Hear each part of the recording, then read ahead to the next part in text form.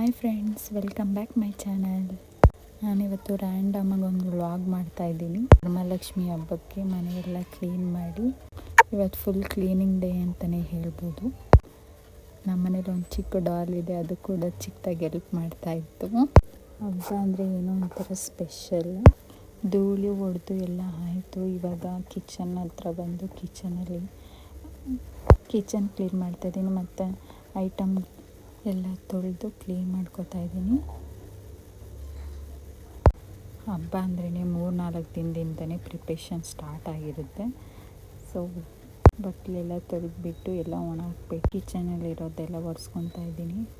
ಎಲ್ಲ ಕ್ಲೀನಾಗಿ ತೊಳೆದು ಎಲ್ಲ ಕ್ಲೀನ್ ಮಾಡಿಕೊಂಡು ಬಿಸಿಲಲ್ಲಿ ಹಂಗೆ ಹಾರಾಕ್ಬಿಟ್ಟು ಅದೆಲ್ಲ ಒಣಗಾದ್ಮೇಲೆ ಮತ್ತೆ ಐಟಮ್ನ ಅದಕ್ಕೆ ಫಿಲಪ್ ಮಾಡ್ಕೋತಾ ಇದ್ದೀನಿ.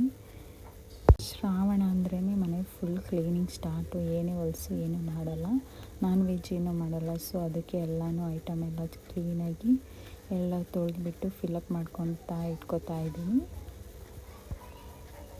ಇನ್ನು 2 days ಅಷ್ಟೇ ಅಲ್ವಾ ಇರೋದು.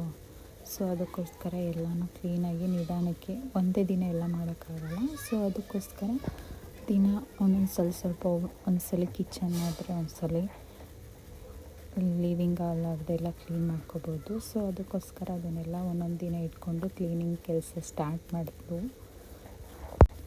ಅದನ್ನು ಮಾಡೋಷ್ಟೊತ್ತಿಗೆ 2-3 days ಆಗೋಗುತ್ತೆ.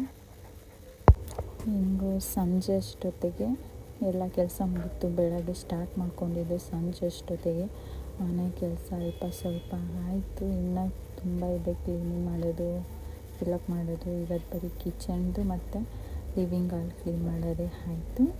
ಇವಾಗೆಲ್ಲನೂ ಕ್ಲೀನಾಗಿ ಅದನ್ನು ಜೋಡಿಸಿ ಹಬ್ಬ ಆಗಿರೋದ್ರಿಂದ ಪ್ರತಿಯೊಂದು ವೀಡಿಯೋನೂ ನಿಮ್ಮ ಜೊತೆ ಶೇರ್ ಮಾಡ್ಕೊತೀನಿ. ಎಲ್ಲರೂ ಸಪೋರ್ಟ್ ಮಾಡಿ.